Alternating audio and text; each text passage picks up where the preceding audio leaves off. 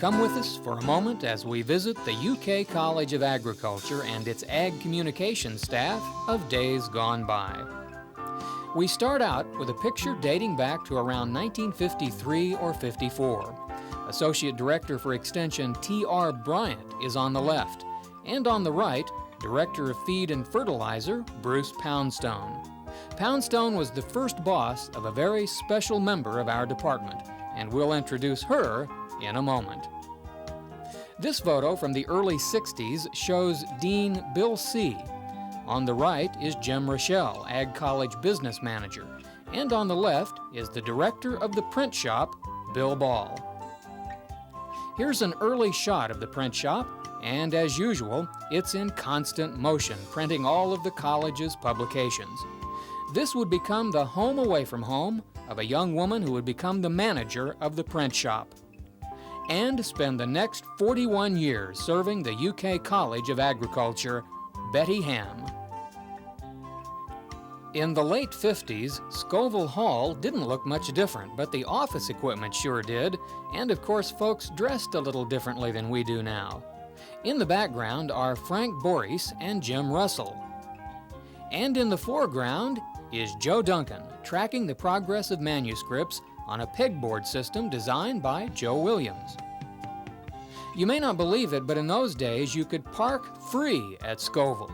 All you had to do was pull up into its Circle Drive out front.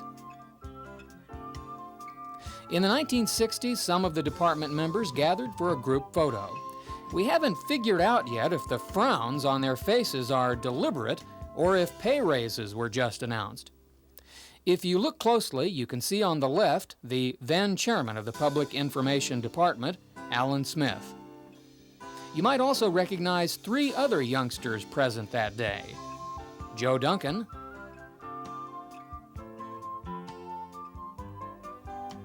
Joe Williams, and Joe Martin.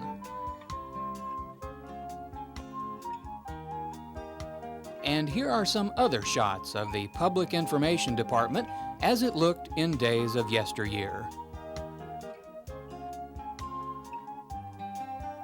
Here's another group photo with Betty on the front left and former department chairman Milt Morris behind her. Some of you may remember our former typesetter, Alice Kidd, pictured here third from left on the front row.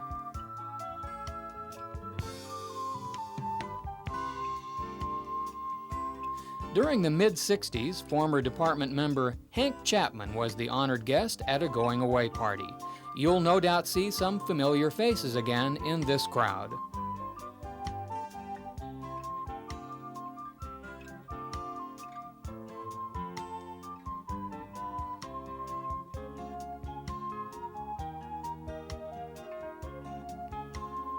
Over the years, the print shop has undergone some dramatic changes.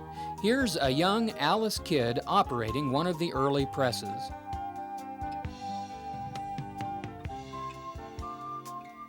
And a few years later, here's Mrs. Tabb keeping things rolling.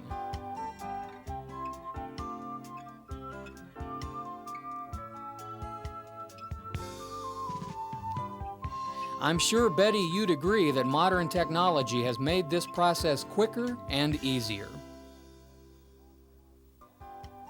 From all of us, Betty, we offer our congratulations for 41 years of dedication and outstanding service. We're really gonna miss you.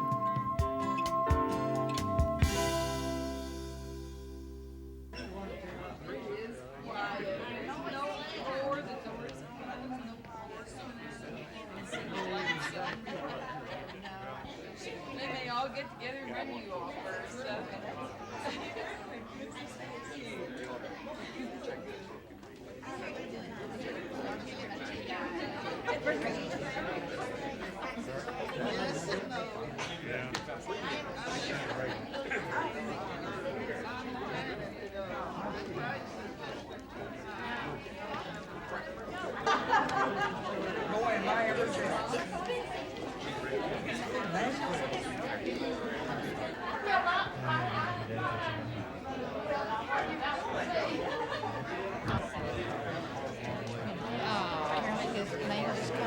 did you know? I don't know. And I said, George? Oh, yes. He said he was one.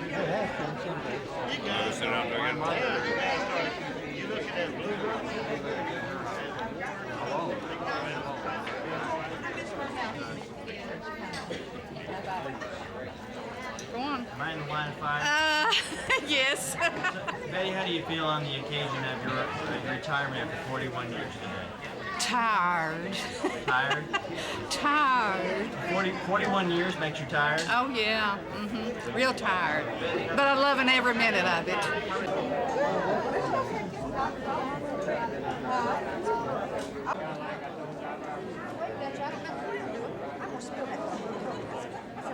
That's the tallest cup I ever seen.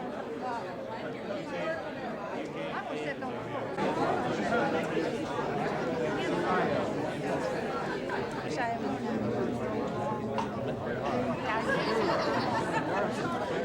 Some of those lessons that I learned so long ago, lessons that I still hold in high regard, lessons that were taught to me by those people who, like Betty, worked so long and so hard and with such quiet and simple dignity. And for that, I'm very grateful to her. I hope that Betty's retirement is a long and healthy one, and I hope she'll come back and see us. Thank you.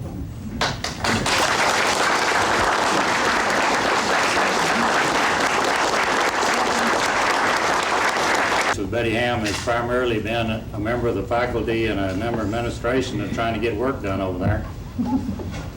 I'm not sure I want to be that sentimental today from the standpoint. Betty's always given me a hard time.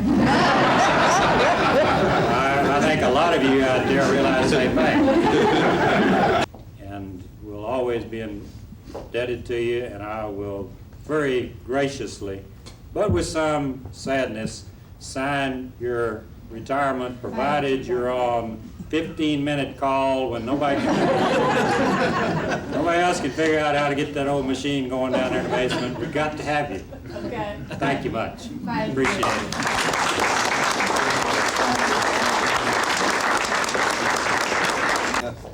Foggiest idea what Dennis or Orrin was going to say. I don't have any prepared comments. Someone said if I had stood here with a glass of orange juice in my hand, I would look natural. I told somebody if we were on university property that I could make some immense improvements in this town. We have about 160 jobs in the pipeline all the time in the print shop. And if we get something that's well written, what really needed from a specialist, our editors do a good job editing, our graphic designers do a good job, the photos that we get are excellent, Lonnie makes a good plate. All that is in vain if Betty and the folks in her shop don't take their job seriously, and they really do. So in fact, they have made this college look good for 40 years, and I really appreciate that. I just hope that if my picture ever comes out in print, somehow I can have hair.